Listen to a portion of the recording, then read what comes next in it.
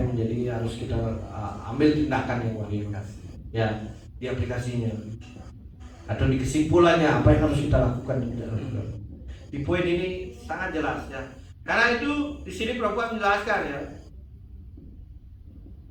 bahwa hal kayak begini ya untuk di sini Prabhupada mengatakan dalam penjelasannya ya dalam menghadapi jalan untuk keinsafan diri, seorang harus mengikuti banyak aturan dan peraturan untuk mengendalikan pikiran dan indera-indera dan mengkonsentrasikan pikirannya kepada sang diri.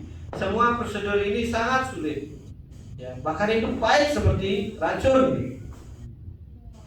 Tetapi jika seorang sukses mengikuti aturan dan peraturan dan datang kepada posisi rohani, ia akan mulai meminum minuman madu kekekalan dan menikmati hidup. Jadi dapat disimpulkan bahwa yang berawal bagikan racun tapi berakhir bagikan amrita, itu yang dimaksud dengan hasil ya. Jadi artinya apa artinya? Ketika orang suci yang sudah sukses bilangnya kamu ikuti jalan kesadaran Krishna ya. Kemudian seperti itu kamu ikuti proses dengan baik. Mereka sudah melihat jalan ini. Karena itu kita hanya mengikuti orang yang suci ini ya. Mereka sudah mencapai kebahagiaan yang sejati ya. Kenapa kita tidak percaya? Kenapa alasannya? Karena kita masih menggunakan konsep-konsep material dalam kehidupan spiritual kita. Iya, betul. Benar nggak? Ya, seperti ada yang jangan hidup cepok kan, nikmati kan. Spekulatif. Ya kan, itu kan konsep material yang masih ada di dunia material. Kita gunakan di spiritual kan, masih cepok kan.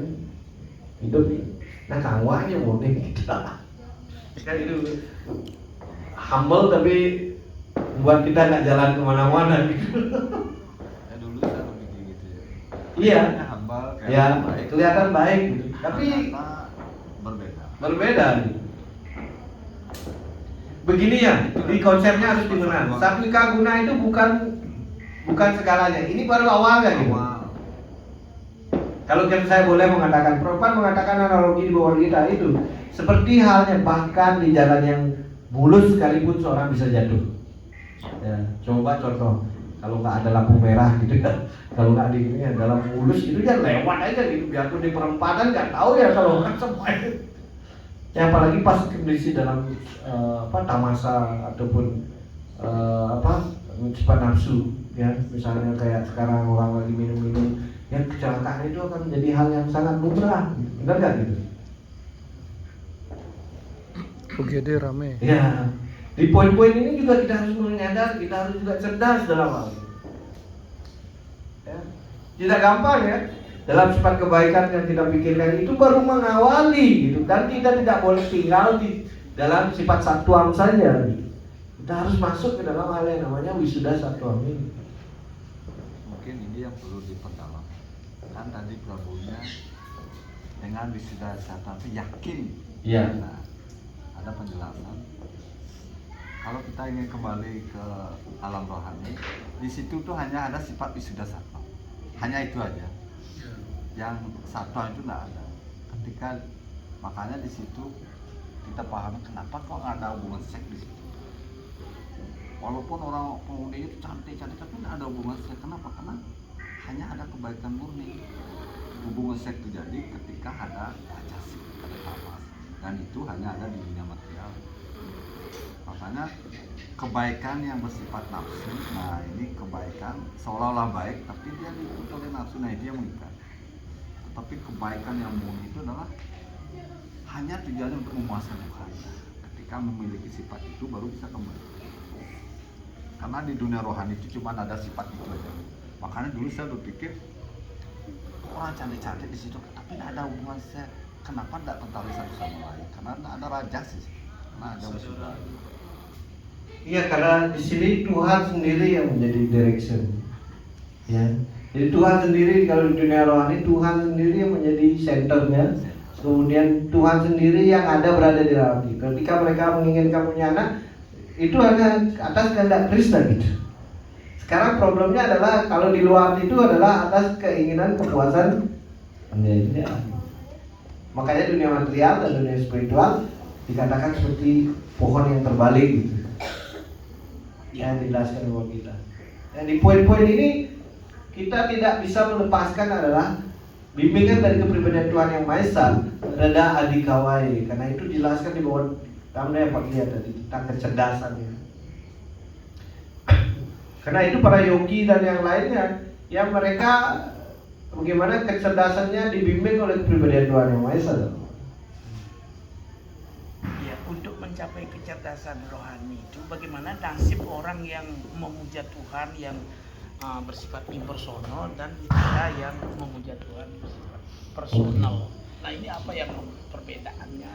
Makanya saya bilang Tingkat ada pencapaiannya. ya, pencapaiannya adalah di poin ini adalah sangat menarik ya. Di poin ini ada dikatakan ya tergantung dari sang individual juga. Dari acuannya. Dari sang jiwanya, sang rohnya.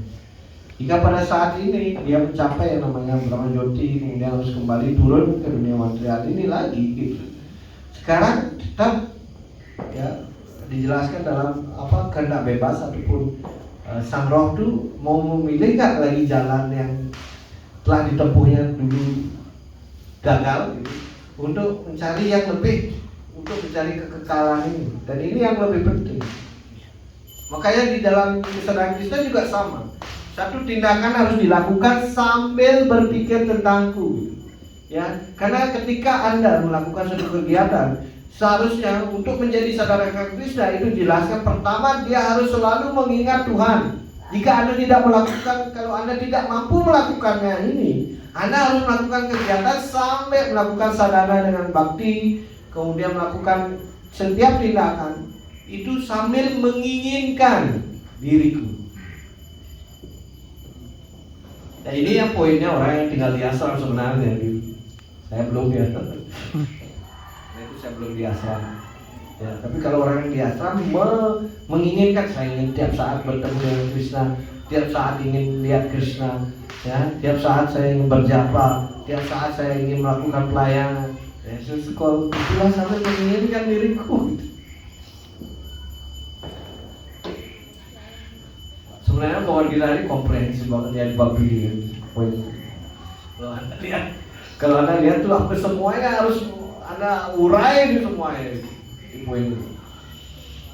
Oke, Bro, silakan. Saya mau nanya, Bro. Tadi sempat disampaikan mengenai kesucian dan kesetiaan. Iya. Misalkan seorang istri yang memiliki suami yang bijaksana, yang baik, kemudian dia melakukan melayani suaminya dengan baik, itu kan termasuk kesetiaan dan kesucian ya. Ya. Nah, di satu sisi, misalkan seorang istri yang memiliki suami yang tidak baik dengan kelakuan yang buruk, tapi dia melayani suaminya dengan kesetiaan dan kesucian, apakah itu sama, Pak? Terima kasih, Pak. Oke. Sama. Sama aja. Ini masalahnya individual purity ya.